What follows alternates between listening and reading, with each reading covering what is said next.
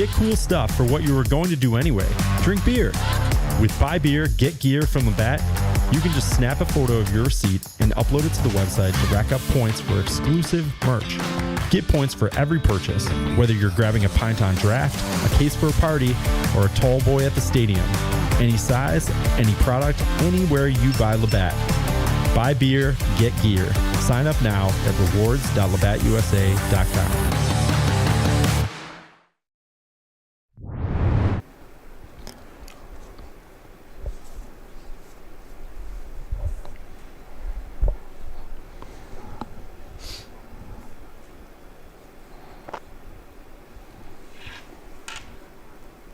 Boy, it's been too long since we've heard that song, hasn't it, Nick? Well, for you, a little bit longer. Right, 1 week longer, right. 1 week longer. That's right. Yes, absolutely. All right, welcome back into Newhouse Afternoon and the 3 o'clock hour on ESPN Syracuse. Riley Underwood alongside my partner back at it again, Nick Whaley, and we have to start it off. We have some news. If you hadn't heard it yet, there will be new leadership at Syracuse University Athletics. John Wildhack announcing he is retiring after 10 years at the helm of Syracuse Athletics. The Orange will be looking for a new AD. Your initial thoughts for that, Nick? I think in a lot of ways, I wouldn't say expected, because going up until today, like, we didn't really know what was going to happen, because obviously Chancellor Severud is also going to be leaving his post at the same time. He's the one who hired Wildhack, which means that now it's a complete reset. It's clear that the last 10 years have not gone to plan for Syracuse athletics across the board, and in a lot of ways, like, I think Wildhack did some good, but I also think he made some mistakes. And seeing where certain programs are at the moment, it's probably the right decision to just start fresh, and I think especially men's basketball, we'll definitely talk about that in a little bit, but I think certainly it's time for just a rebrand and a refresh for Syracuse athletics. But I think it comes as a little bit of a surprise, at least in the timing of it all, in the middle of basketball season. He's still going to remain with the Orange through July 1st. So they were talking about it earlier on ESPN Syracuse. Are you still going to be making these decisions? What if the basketball coach situation, is that going to be in your hands? He said, yeah, it is. I haven't decided what I'm going to do. Right. Which is very interesting. And that's what kind of makes me a little not nervous, but just confused, because at the same time, if it's like you're a senior in high school, and then you'll get given the opportunity to be the class president for 3 months, and then decide, all right, we're going to do this and this and this, and then leave, and then you leave. Like, at this point, whoever's going to come in and take the job, it's also, the job is in a completely different spot than it was 10 years ago. Right. This is Syracuse athletics is at a rebuilding stage. It's been kick-started, but on the football side, but it needs a restart on the basketball side. And that's where I'm confused why Wildhack, if he is in charge of making the basketball decision, why is he the one to do it if he's leaving? And I think it's along the lines of the new chancellor will be the one to make the decision of who will be the next AD, and we still don't know who that will be either. And that's where are we going to be in a little bit of a limbo all of a sudden? Like, what's going to happen? How many players are going to be transferring? What coaches are going to be sticking around too? Who knows what the decisions are going to be? I think there's some coaches that are certainly safe and don't want, for the school, don't want to leave. But who knows if certain coaches won't be happy under this new whoever the new hierarchy is, and there's some really great coaches at this school. So I think there's just so many question marks, and it's just a whole umbrella of what is the next step. We're obviously just a few hours into knowing the decision, but if he really is the one to make those decisions for arguably the biggest sport on campus and the biggest sport in the history of Syracuse, that's a worry for me. Well, Wildhack took over in 2016, now retiring after 10 years. He's 67 years old. He came to Syracuse, relatively no athletic directing experience. He was a big-time executive director at ESPN, where he eventually was the executive vice president for programming and production. So he came in with that expertise on it. Now, he is a Syracuse grad, graduated back in 1980. So he brought that experience with him. But let's take a look back at his career a little bit. His highlight, I would say, and I know you're a fan of this, the 2022 Men's Soccer National Championship. Has to be. That's his national championship, and that's Syracuse Men's Soccer. That's their big championship, and that was huge for the program. Of course, and I don't want to take anything away from John Wildhack, because that is a huge achievement. It is not easy to win the College Cup. Syracuse had gotten to that point the year before Wildhack was hired. They got to the College Cup and lost in the Final Four, they had to rebuild. The Syracuse team had to rebuild, and Wildhack gave Coach Ian McIntyre the tools and gave him an extension and gave him the opportunity to keep building the program, because this is Syracuse soccer before 6 years before Wildhack came in. It wasn't anywhere. Syracuse was never a contender even in the Big East. So I think that was a huge deal, and in a lot of ways, it was a fantastic achievement. And you see especially the Olympic sports, I think have been really, really good overall. Women's lacrosse was competing. Of course, men's lacrosse is a huge, obviously, no matter what, a huge deal. And while it hasn't delivered on the ultimate promise just yet, Gary Gay has been building, and that's also with the backing of John Wildhack. So, I think in a lot of ways as well, and then as well the growth of volleyball, field hockey as well, who are competing at a national level. I think that there's definitely lots of excitement to see especially on the Olympic sports side. But this is a main sport decision, football, basketball, and I think basketball is a major reason. We saw 10 years ago when you took over, that dome was full. Now, not so much. So let's take a look. I compiled some of the stats. In his 10 years, the men's basketball team has gone 178, 141, losing record in conference play, 88 and 93. During that 10-year tenure, 3 NCAA tournaments, that's 2 Sweet 16s, 1 first-round exit, no NCAA tournament appearances since 2021, 4 losing records in conference play. Now, if you compare that to the 10 years before John Wildhack comes in, 263 and 94, 117, 61 in conference play, 7 NCAA tournaments, 2 Big East championships, 2 Final Fours, 3 Elite Eights, 7 Sweet 16s, no losing seasons, no losing records in conference play.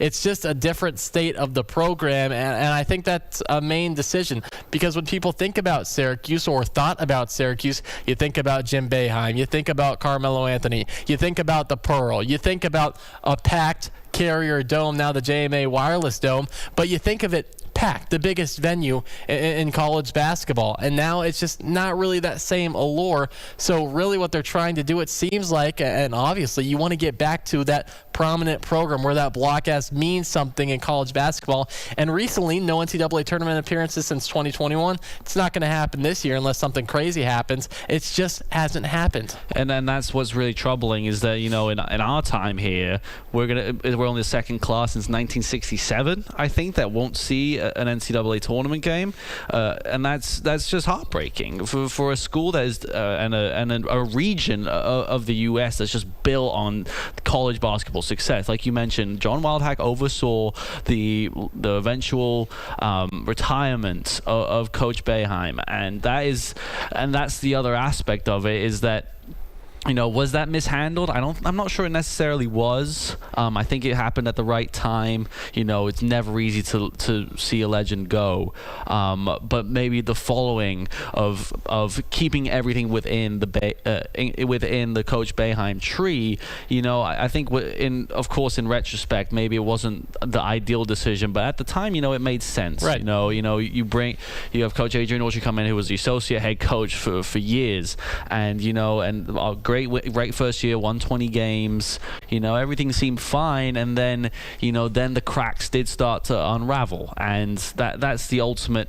That will be the ultimate just, I won't say legacy, because I think that's an unfair word, but that's what we'll remember, that this was just how it unfortunately came to an end in a lot of ways. And on the football side of it, I think we should definitely talk about that a little bit too, because I think Wildhack took a big risk with hiring Coach Fran Brown, and right.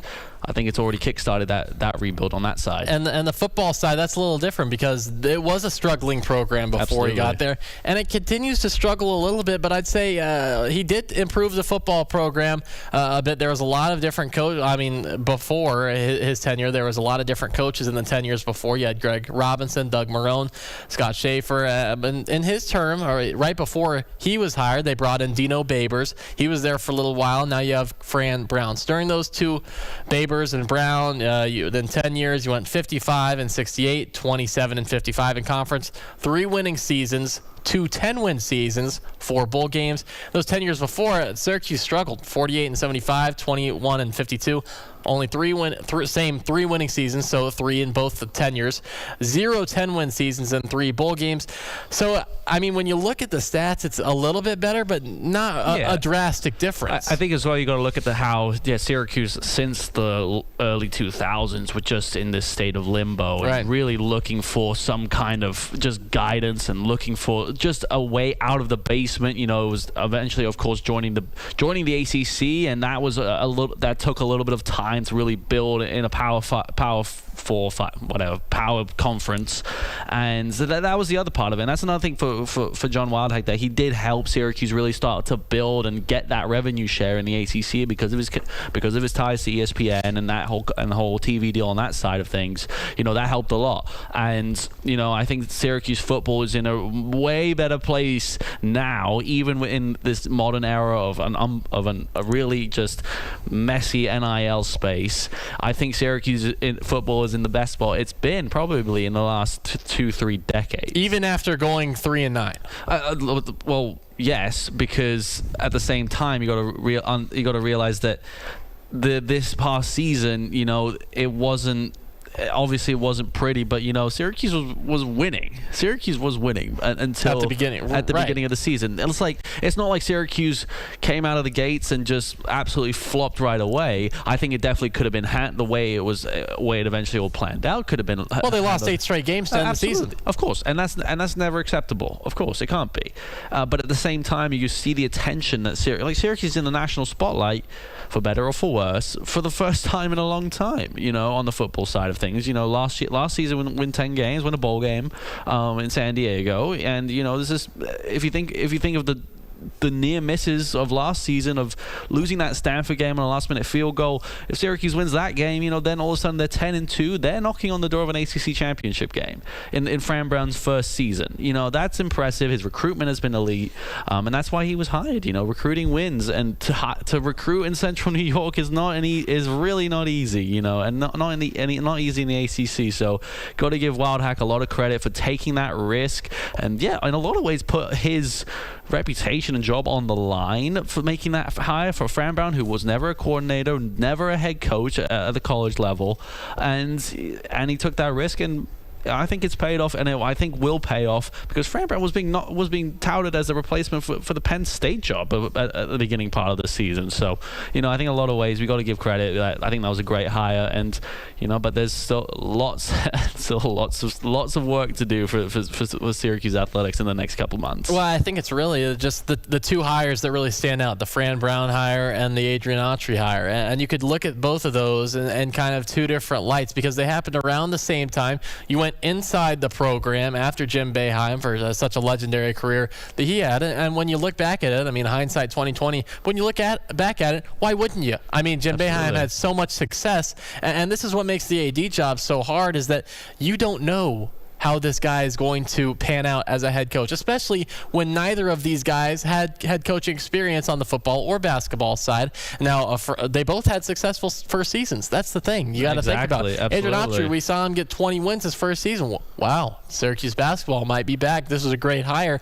Then you go 14-19, 7-13. Now you're starting off this campaign 13-11, 4-7 in ACC play. But we saw that was Fran in his first year.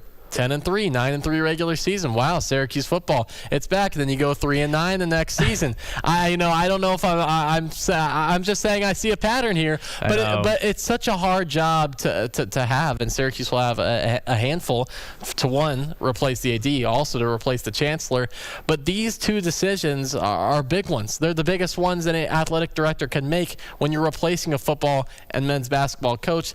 And so far, I don't think either of them have just been home runs. Yeah, I don't disagree. And in a lot of ways, that third year is the ultimate test. We'll see that for Fran Brown next year on a schedule that is not favorable for Syracuse. I think it was 8 straight games, without a bye. I mean, that's not going to be easy. And a Syracuse team overall that's struggled with a little bit of depth and injury problems as the season goes on, and in the past few seasons, and that will be a huge challenge, and it really will test to see what Fran Brown is made of as a coach and as a roster builder in a kind of sense. So, but I'm fascinated to see who the next AD will be. Of course, I think that we won't know who the next AD will be until we know who the next chancellor is. So that's the thing. We're gonna have to wait at least a couple months to really find out if John Wildhack is gonna make the decision. What will happen with Coach Red? That's where I'm the most confused. And if him saying earlier on today that he's going to be in charge of those decisions, Q's Nation, I don't know. That's definitely setting my alarm bells off a little bit, because you don't want someone to make a hire and then leave and then he's on his way out. That's just my biggest concern. Something you do got to look at. Heather Lyke was hired 100%. as the assistant athletic director at Syracuse in July, after being the athletic director at Pittsburgh and Eastern Michigan before that.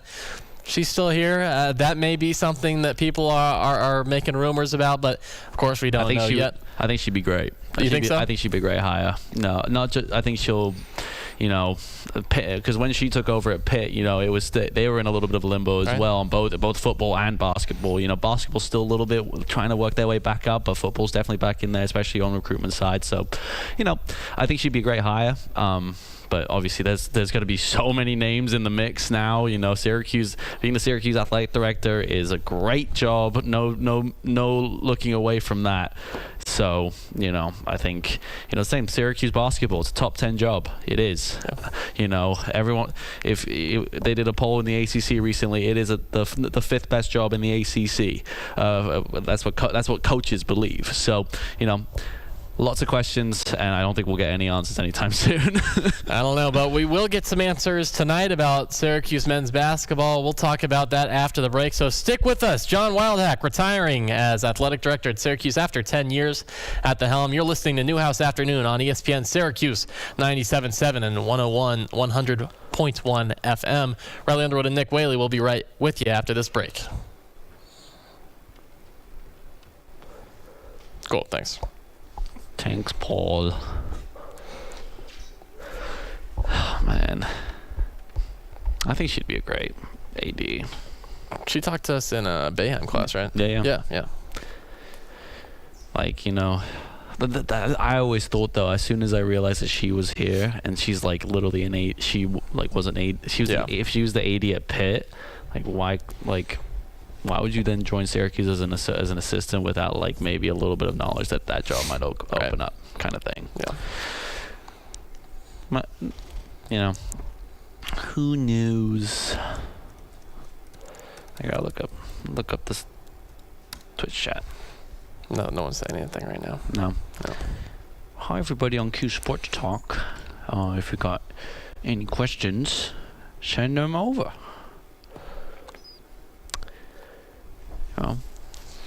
Text Ailey. Tell her to hop on. Get in the chat. Bring back the curtain. Says great hire. She get one of the worst contracts ever. I mean, I get that. At the same time, I think you got to see where Pitt, particularly Pitt football, was for a long time. That's the other aspect of it. They're talking about basketball. No, I know, but that's why I said that basketball still isn't there,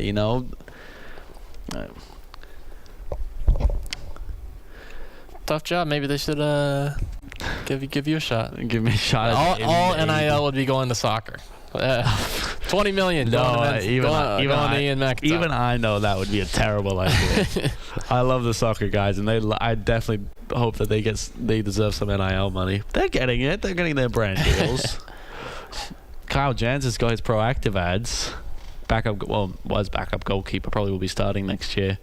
He's got a good deal with them. They all have like energy drink sponsors. They're fine. They're fine. They're all trying to post on TikTok. Now, maybe we'll do a collab soon.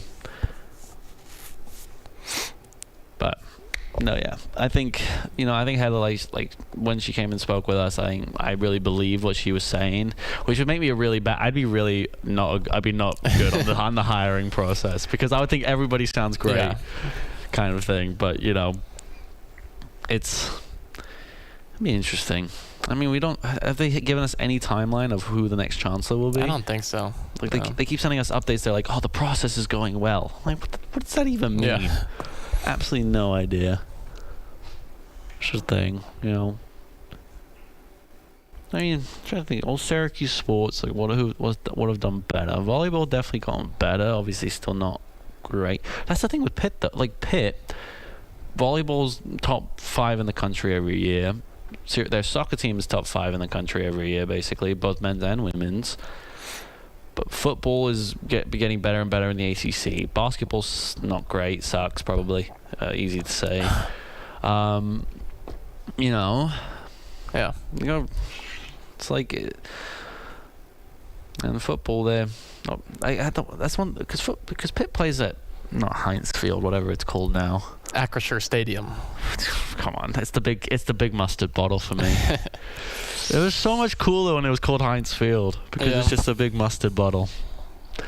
So much cooler, But I'm interested what our friend Luke Burgess would think of that, if he thinks that Pitt are in a place, or in a good place or not. But I mean, an athletic director job is something like I couldn't tell you who else at the moment I would be like, yes, they should be a good hire. Yeah, that'd be cool. That'd be a cool job, though. I'd enjoy that. To be an AD? Yeah. You guys put Riley Underwood in the mix. Yes. Throw me in. I think you'd be a good AD. I genuinely think you could, because you're like no BS kind of thing. Like you wouldn't. If you would know if someone wouldn't be right for the job right away. I'd hope that's what everyone thinks. I know, right? But I don't know. You're good at recruiting for your intramural team, so 10 seconds. Basketball, right? Yeah. Cool.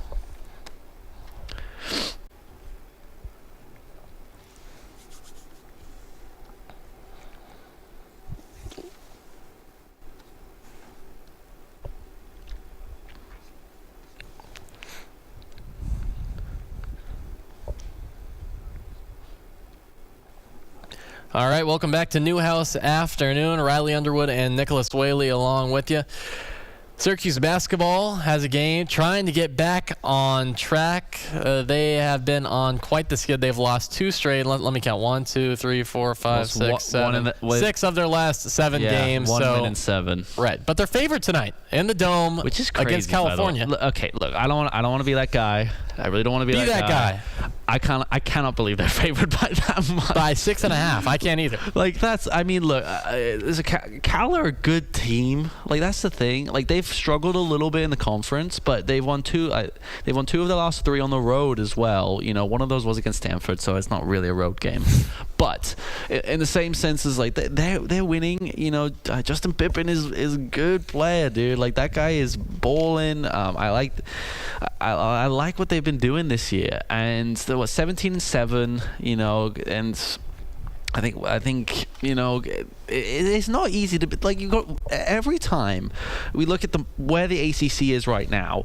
You have to give Stanford and Cal and SMU as well to some extent. You got to give them so much credit for being able to play almost all of their games 3,000 miles away from their school and still get the job done, kind of thing. And there's a Syracuse team that's just so in desperate need of a little bit of life and a little bit of positivity that I think I think in a lot of ways Cal is there sitting and waiting, and I think I definitely think they'll cover. Let's put it that way. I think it'll be. I don't think it'll be a 6.5 point game. It'll be close. I think this is obvious. I think every game is a must win for Syracuse, obviously, but after the road games against UVA and UNC, I think Syracuse is now not at risk, but certainly it's starting to be a bit more of a worry about their seeding for the ACC tournament. Can't even talk about the NCAA tournament anymore. The ACC tournament now is like that seeding is of utmost importance, I think. And right now, Syracuse is just sitting one game behind Cal in the ACC standings. Syracuse 4-7 in conference. California 5-6. So that's 17-7 record. That looks good, but you have to remember they're 5-6 in conference play. California did start off the season very well. They started off 12-1 with just one lone loss, a 3-point loss at Kansas State. But then they lose all these games. They do win 2 of their last 3, but a lot of ACC losses sprinkled in. And against Clemson on Saturday, it was a pretty big one, a 22-point loss, 77-55. But they do have some ballers. You talked about Pippen. They got Day Ames, their leading scorer. Right. You also got to talk about the former Orange, Chris Bell. Absolutely. 13 points a game this year. I'm sure he'll be fired up in his homecoming. Played 3 seasons with Syracuse, now with Cal, and he's having his best season scoring-wise that he's ever had. Absolutely. I think you look at where Cal is. I mean, they beat UNC. They beat Miami, who just upset UNC last night. Or last night or the night before. And you gotta realize that this is a Cal team that it's sneaky. They're a sneaky tournament team. They're probably not in yet, but they're on the outside. And if they can put a few wins together, and they know this, they're not outside of consideration just yet. So, they also got a couple, and the rest of their schedule as well is not exactly difficult. If they win out, I think they're a tournament team easily, because I think the toughest game they got left is SMU. This is a Cal team that certainly is on the radar of March Madness, and that would be a huge achievement for a Cal program that hasn't exactly just shined a big light on the basketball side of things. And that they're right there. It's what, 3rd season in the ACC now. Well, you got to think about also, if you're talking about NCAA tournament, if they're thinking about maybe breaking into the bubble, this is a game they have to win. So certainly they're not writing off Syracuse by any stretch of the imagination, because if you have a loss to Syracuse on your resume, that kind of strikes you off, because now you're tied with Syracuse in conference play. Now you're 17-8, but you have these games that are winnable games coming up for Pittsburgh. This is a game you have to win. And for Syracuse, you talked about the ACC tournament seeding implications. This is also a game you have to win, because it's pretty rare now that Syracuse is favored in a basketball game. Absolutely. So when you are, you need to capitalize. Found it very interesting. ESPN has the matchup predictor. Not that means anything. They have Syracuse with a 68% chance to win. I mean, when's the last time that's happened? No, exactly. I think, especially, the schedule for Syracuse has not been easy, and it's not going to get any easier. Going away to SMU as well at the weekend, and then still have to play Duke then on Monday. It's going to be really difficult down the stretch. I think there's a Duke team that's definitely a contender for the national championship. Syracuse is still 71 in the net. That's the other thing that really almost surprises me. Syracuse, if they can get one ranked win over the next either beat Louisville or beat Duke, all of a sudden Syracuse is back right on the fringe. I think that there's just too many of those too many quad 3 defeats, those 2 quad 3 defeats that definitely just linger there, and even the quad 2s, those definitely hurt, and just only the one quad 1 win at the moment is really concerning on the grand scheme of things. It'll take a lot. It won't just take one ranked win. It will take multiple for Syracuse to be in consideration to be somehow even be a 15 or 16 seed, which obviously won't happen. Right. No. But that's the thing you got to think about as well, is that for Syracuse to make the tournament, they got to be in the top 60 at the very least in the net. So I don't know. The Cal is 57 in the net right now. That's the other thing. Every team that Syracuse will play from here on out, I believe is above them in the net. So that's another aspect of it as well. And do we see Kai and Anthony playing tonight? I mean, that seems like the big story that's been going on all week. Him not playing, coach's decision against Virginia. That was the first game he's not played all season. Before then, he was averaging 19 minutes per game, and that comes on the heels of Carmelo Anthony commenting on social media, shaking his expletive head after that North Carolina game. So does that have anything to do with it? Coach Autry said no, it was just his decision. He kept saying, well, had nothing to do with that. He hadn't talked to Carmelo. It was purely his decision. But it is a bit puzzling, and especially late in the season when you've had these struggles. Now this adding on to it, there's a lot of media attention on this issue, and I expect Anthony to return to the lineup tonight. But the answers are what I think is a little interesting. I think there are a few things to point here, because I think Tim Leonard made a really good point yesterday on ESPN Syracuse, that we can't complain about Coach Autry not making changes, and then he makes a change, decides not to play Kyan. Kyan's a good player. He's a really good player. I think next season, if he stays at Syracuse, he could be a real star. I think so. He's still very raw and still needs that little bit of experience just to bring him over the top. But we can't then complain about Coach Red then making some changes and then be like, oh, why is he making that change? He's damned if he does, damned if he doesn't, the kind of thing, and in a lot of ways it's obviously been a very, very difficult last couple months for this team. We need an influx of just positivity, man. I just want to feel happy, and I want to feel just a little bit more excitement for the Syracuse team, but obviously it's difficult. And if he plays Kyan tonight and Kyan drops 20, that'll be fantastic, and Syracuse wins, and then all of a sudden, hey, got a bit of momentum going on the road to SMU. Will that happen? I don't know. I think there's definitely some other players that really need to step up. I think Donnie Freeman is another one. He didn't have a great game the other day, and I love that he's showing a bit his character as well. With the Uncrustables, that's really fun. I don't know. Do you get that? I don't get it. I don't get it. Taking your crust off the Uncrustables. That's why you get the Uncrustables. I know, right? Because they don't have the crust. We should just get a peanut butter and jelly sandwich at that point. But I get it. I just want to see more from him, because he is an NBA talent. He is. He's at least fringed first round, maybe top of the second round, and in a lot of ways, he's the key, and will continue to be the key for Syracuse. We need to see him dropping 20 points a game, and that's the ultimate thing. Nate George absolutely needs to step up in a big way, and sometimes it's not just the coach. I don't think it's just coaching. It's players underperforming more than anything. And that's where we can always say that Coach Autry and his coaching staff made this mistake. They should have done this, should have done that. Hindsight's a beautiful thing, but if the players he puts on the court are turning the ball over 8 times a game and only getting 3 assists, what can he do?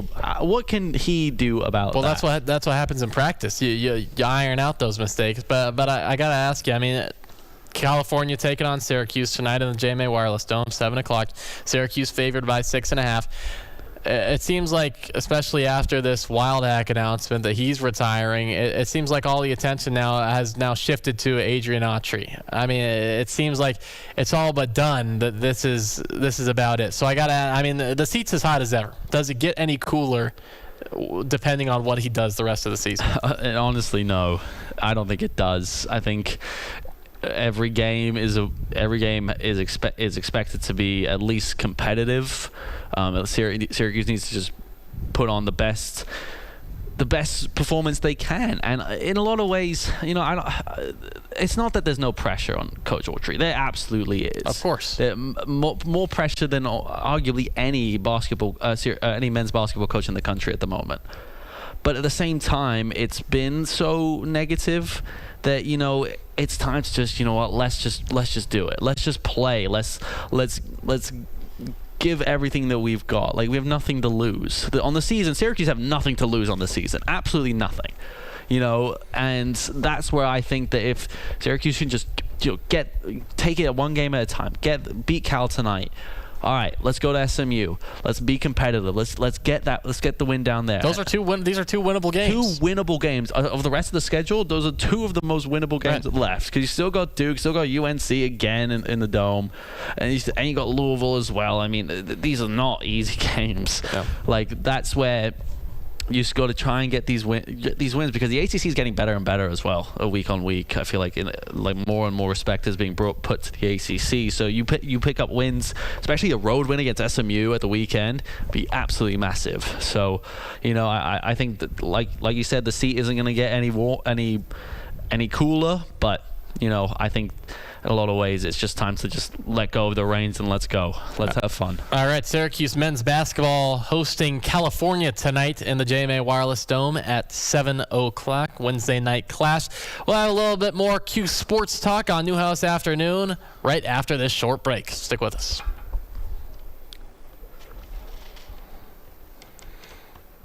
Cool, thanks. Sorry, I was yapping a little bit. No, that was good. I mean, that's the thing. Like, Syracuse is averaging 75 points per game. That's the other thing. The defense has just gone so bad. Yeah. That's confusing. All right, I'm going to talk women's or men's lacrosse. Bill, afternoon. What's going on? Good afternoon, Bill. How we doing? Yeah, we could talk about. I've heard a little bit about, I think. Let's see this bracketology. We can talk a little bit about women's ball. And then, do you want to do a hot takes at the end? Yeah, sure. All right. I love it. NFL media just approved my request to use all their stuff. Oh, nice. After a week. Paul, what's our out time? 55:20, no?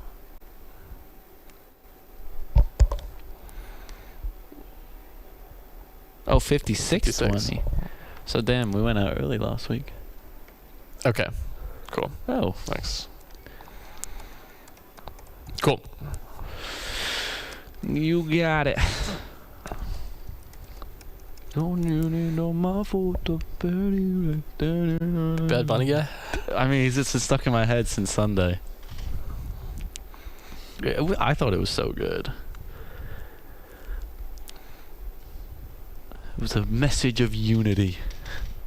I mean, I like some of the Bad Bunny songs. Some in my DJ rotation.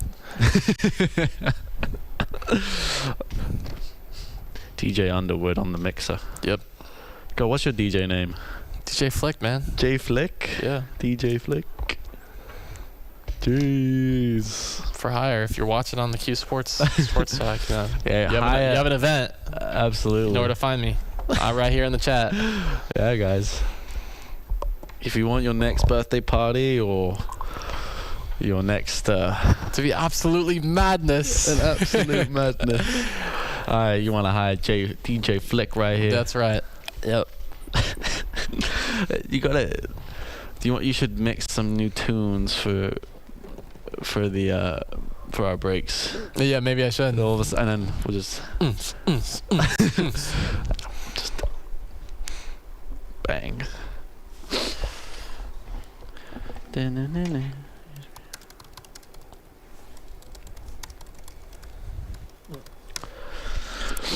Are you going to the lacrosse game on Friday? No. Don't blame you. Are you? I'm thinking about it. I've never been to a lacrosse game here, and that's where I'm. I don't think I have either. And I'm probably not going to get another chance. Right. It's all our shows. All our shows are number 1 against number 2. Right. Kind of dope. England too careful. What? I'm trying to look up the bracketology, please. They're 9. Syracuse is 9 right now. Okay. So they'd be playing the play-in. No. Oh. They'd just be 9. They'd be playing 1 seed. Oh, so they play Scar. Most likely. Yes. Oof. Yes. All right. Well, that. I mean, yeah.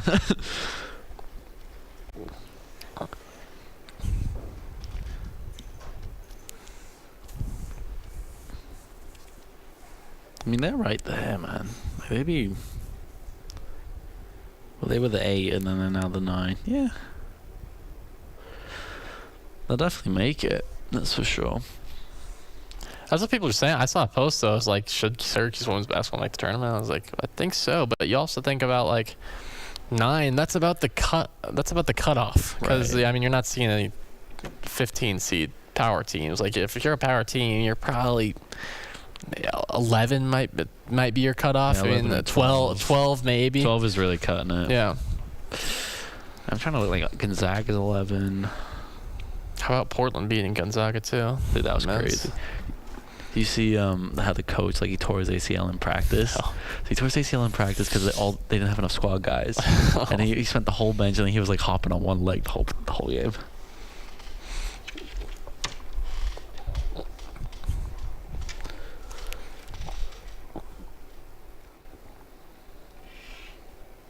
All right, welcome back into Newhouse Afternoon. Riley Underwood and Nicholas Whaley with you. We talked about men's hoops a little bit, and now we're going to talk a little bit about the women because they've been balling recently. They're coming off a loss against the 6th team in the land, Louisville. Wasn't a pretty loss. 84-65. The latest bracketology was released yesterday, and they say Syracuse will be a 9 seed projected in the women's tournament. They have a game tomorrow on the road at Pittsburgh. And I saw something on social media. It was really a kind of a debate-provoking post. Should Syracuse women's basketball be in the NCAA tournament? Right now, I say a 9 seed is low. I say undoubtedly yes, but other people are saying, well, they have a little more to prove. And I'm just curious your thoughts, Nick. I think they're a tournament team. You know, I think the issues with the Louisville game was that they just started so slow. Mm-hmm. I think it was 28-6 after the first quarter. I mean, you can't beat the number 6 team in the country like that. But other than that, they bounced back in the second quarter, scored 30 points in the second quarter.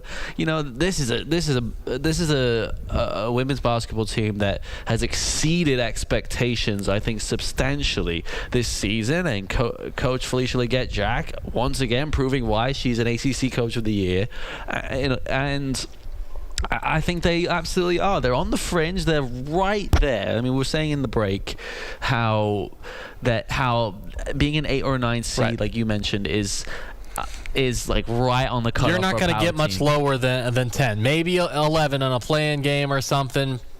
Maybe 12, but probably not. So at 9 seed, you're squeaking in there, but you're a little bit comfortable. But if they lose any more games, I'd say they might slip a little bit. Right now, they say in the latest bracketology, they have the last 4 byes. So to skip the first 4. And to be honest, Nick, I just think that Syracuse deserves a little bit more respect. They're 19-5 right now. They're 9-4 in the ACC. That's tied for 5th in the conference. And I think they've just played really well this season. I think, honestly, the thing that's holding them back is their performance last year. I mean, they were nowhere close to where they were this year, and I think that's kind of leaving a bad taste in some people's mouths, saying, well, is Syracuse for real? Because we saw what they did last year, and they weren't very good. So can they compete now? I think they can, and I think they've proven it this year is that all 4 of their losses are to teams that are top 50 in the net. You know, and Louisville, one of the best teams in the country. A lot of the losses to Michigan, who are also still up there. You know, I think that this is a Syracuse women's basketball team that is right knocking on the door of they just need that one just standout win. They nearly had it against UNC, but they lost it in overtime. They're right there, and I think there's still time. You know, they're going up against Pitt on Thursday, I believe it is. Tomorrow. You know, that's absolutely a must-win game. Can't afford to lose a game like that. But you know, they're right there. They're on the precipice of really making some noise. You know, I think that they've proven to a lot of people that they deserve to be where they are. You know, and like the defeat to Louisville definitely is unfortunate in a lot of ways, just because it was by so much. But I don't think Syracuse women's basketball is that much worse than number 6 Louisville. I think Syracuse were receiving votes just 2 weeks ago in the AP poll, and you know the games down the rest of the way, like Clemson, NC State. Also, Notre Dame, which the thing is that they're on the road twice in this stretch, and then the third, including Pitt tomorrow. You know, those are the road games I think will make the difference of whether Syracuse is still that team with the first bye. I do think that they will make the tournament no matter what, whether they are last team in. Well, they have to win these last games. That's what I'm saying. But even I think if they drop one of them, I think they're still in. Drop two, I think they're one of the last teams in. Drop three, then I think we're getting a little bit more nervous for sure. And especially, let's talk about the resume builders. I mean, NC State and Notre Dame, those are teams that people came in with really high expectations Absolutely. for. And just to put it plainly, they've underperformed this year. But if you look at those two teams on paper, I mean, you hate to play the name game, but those look good when you're saying, oh, that's a win. That's a win, and they look a little bit better if they're a loss, but still. On the road, too. On the road, that win looks good. Syracuse women's basketball, I have to say, right now, most improved team on campus. Something that people are talking about, though, men's lacrosse. A big game coming up in the Dome on Friday. Pretty much probably the biggest lacrosse game in recent history that anybody can think of across the country. Number 1 versus number 2. ESPN sending its top crew out for this. What do you think? Syracuse, Maryland, 1 versus 2. Oh, only one can come out on top. Absolutely, only one can. And you know, at this early in the season as well, I mean, talk about a tough right. test. Maryland, the team obviously that lost in the national final to back in May. You know, they were right there against Cornell. And the last time Syracuse played Maryland was in the Final Four. So, and in 5 previous attempts, Gary Gait hasn't got the better of the Terrapins. So this is a huge opportunity for not just Syracuse, for Gary Gait to really put his stamp on the lacrosse world. Winner will be number 1 in the country, and I think it's going to be so cool. The Dome is going to be packed. This is a potential attendance breaker. Absolutely. You know, and if you're a lacrosse fan in any way, shape, or form, you have to go to this game. I have to apologize to all the lacrosse fans. I'm still yet to go attend one in person. Man. You know, and this is going to be the one. This is the one I have to go to. Okay, to be fair, we're always a little bit busy on these ones, you and I. We're usually working these games, but you know, if ESPN is sending their talent, their top dogs for this one, it's going to be on ACC Network. You know, this one means a lot. You know, it's revenge for Syracuse. It's Maryland again proving that they're going to be the number 1 contender again. It's going to be fantastic. Who wins it? Man, I don't know. I couldn't give you a real answer at the moment. It'll be exciting. That's this Friday, February 13th. The first face-off is at 6 p.m. Number 1 Maryland against number 2 Syracuse. And if any year Syracuse can win the national championship, this is the one to do it with, because they had that great recruiting class, and now they're seniors now. This is the time, one last ride, and this is a game to really prove your stuff. If you're Syracuse, all eyes of the lacrosse world will be on that one. Well, after this break, we're going to do one of our classics, our Hot Takes segment. If you've tuned in with us before, you know all about it, hot takes, and we're going to see what hot takes Nick Whaley has after the break. I don't know. Yeah. I don't know what this is going to be. You'll have to find out. Stick with us on ESPN Syracuse.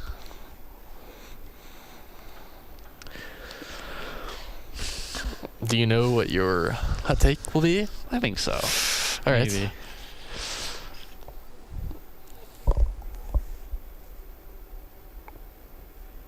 Good. Thank you. See, it's like we've done it before. Good. On time.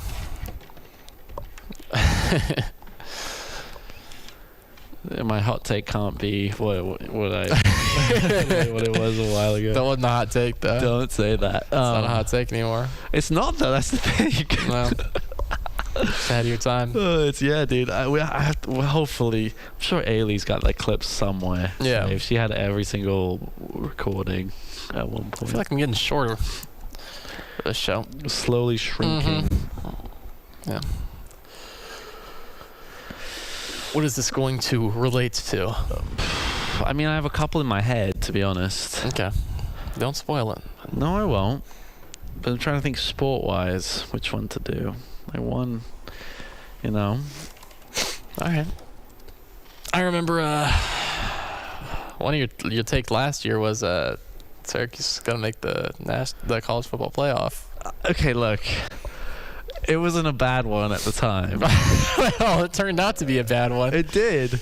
Well, Syracuse was 3-1, like, and 4-1. Right, but that wasn't when you made the take. You made the take the year before. Right, but it was going well. It did. It was. See, you know,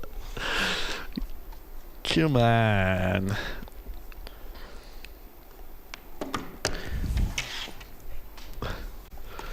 You know, Syracuse football, I think they can make noise for sure. I don't know. The schedule is hard, but it's not like impossible. You play Clemson. Notre Dame will be the big one at the end, but otherwise, you know, every game is winnable. The three away games are early on. You know, I think that's what people are knocking their schedule is just there's no breaks. Right, and also they lost a home game somewhere in there. Because I think they're playing 6 and 6, and you realistically, if you're a power program, you want to play 7 and 5. Right.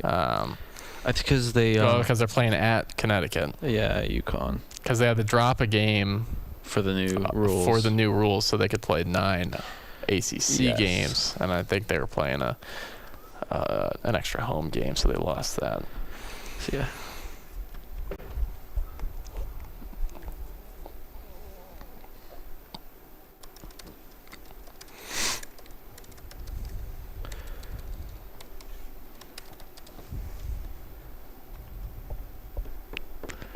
See, but their ACC schedule is not that bad either. That's the thing. Yeah, I mean it never is. The ACC, it's not the premier football conference. I mean, every ACC game is winnable. Right.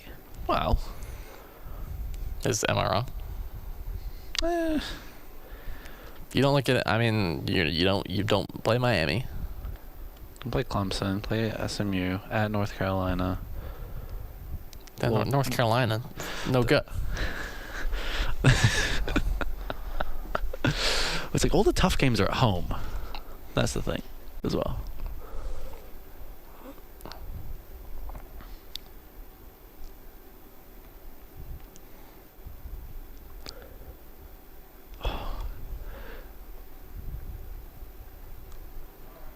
Should I be completely outlandish? Completely outlandish? How outlandish is it gonna be? Super outlandish. Super outlandish. It's gonna get us canceled off the air after one show. No. All right, sure, why not? As hot as you want it. But it involves a guy. I can't say. What? No, it's just it would be bad. It's in bad taste. No, not bad taste. I think it just would. It's so hot that it would never ever happen. Oh, okay. Well, you know.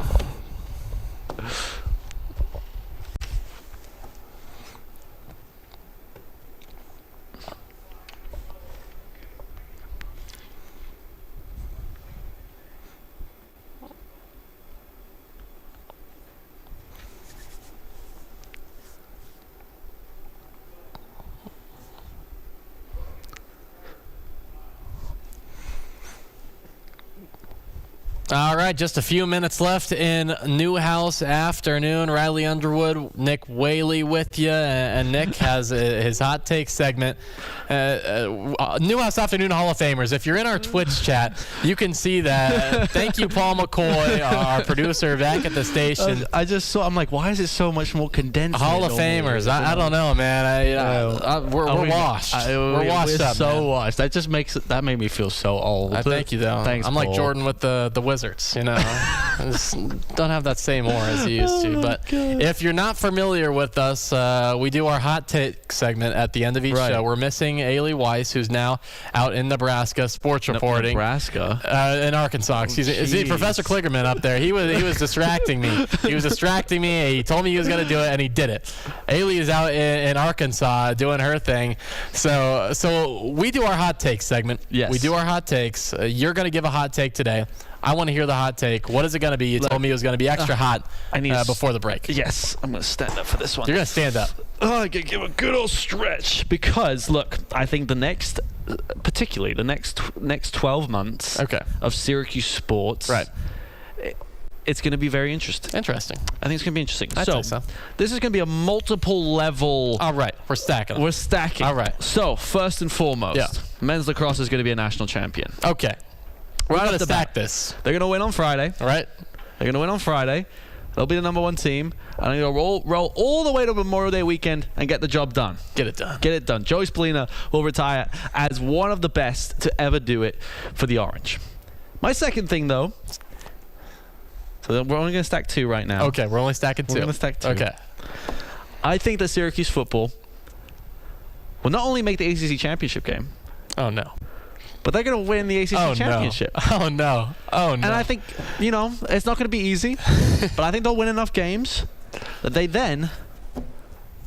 could make the college football playoff. Not again. Not again. And if you were not with us last year, this is exactly what happened. I don't see why Nick not. said before last season, he goes, well, my hot take. I don't see Syracuse why not. will make the college football playoff. I don't see why that couldn't happen. And look what happened. They went 3-9, Nick.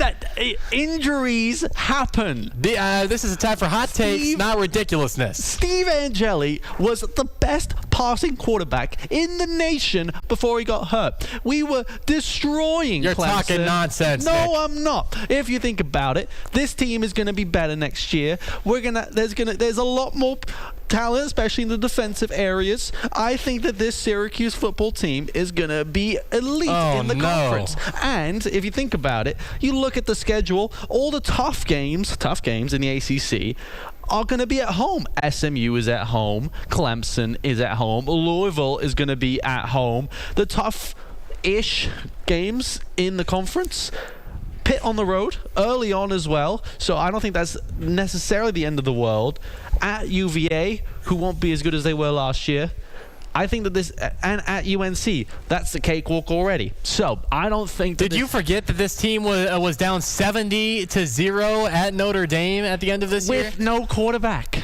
The most important position in all of sports. And so that was the only problem, was the quarterback. I'm not saying that was the only problem, but if Paul is going to take away your Hall of Fame designation. He's not. Yes, he is. No, he's not. Look, I think the Syracuse team can easily go 10-2, go 8-1 in conference play. I don't see why that won't be enough in the way that the ACC is going to be now, because you're now playing the more ACC games. Why the Syracuse team cannot at least be knocking on the door of the championship game, and if they make it there, I mean, who's a real contender in the ACC apart from Miami? I mean, that is the main contender. But I think SMU can come back and be a contender. Well, guess who didn't make the conference championship game? Who didn't make the conference championship game? You tell me. They didn't. Exactly. Thank you very much. But Syracuse didn't either. And Syracuse wasn't even, they were last. Who was right on the door? They were last. Who was right on the door of a natty? Who's on the door of a natty? Yeah. Miami. Exactly. Thank you very much. I don't get your point here. I'm just saying, just because, you get the opportunity to play more conference games, it will build their schedule, and then all of a sudden, maybe the ACC is not as bad as everyone thinks it is. Maybe the ACC, is an actual then how is good Syracuse going to get through it all the way? Because and win they're the going to conference be championship. Because they are going to be good enough. You're a shock jockey. Oh, come on! You have a little bit of faith. I don't know. I was sticking with you on the Friday night men's lacrosse. I was like, all right, he's a Cuse fan. He likes it. But now he's talking about next year. He's talking about Fran. He's talking about him. Story. They're inducting him into the Hall of Fame right after the season. Hanging him in hanging his jersey in the rafters. That's not what I'm saying. I'm saying the next, 10 months of Syracuse athletics will be one of the best in recent memory. All right. Well, I'm with you on that one. I'd like that to happen. See, because that's what's going to happen once we graduate. That's when everything will get good. That's what always happens. That's what always happens. Exactly. I mean, you're going to get a 5-star. They're going to have people cooking, personal chefs in all the dorms once we leave and everything. 100%. Yeah, 100%. It's undoubtable. But that was a hot take. I'll give it to you. But that's what this segment is for. That's what this show is for. Hot takes. That was I'd say that was one of our hottest of all time. But we'll see if it pans out. See. Good that it was so far in advance that people will probably forget about it by the time it actually happens. If I'm right, you won't hear the end of it. I'm sure I won't. Well, you've heard the end of Newhouse Afternoon, though, unfortunately, on ESPN Syracuse. So thanks for joining us. It's great to be back. Riley Underwood, Nick Whaley with you. Thank you so much for joining us. Stick around for more Q Sports Talk on ESPN Syracuse.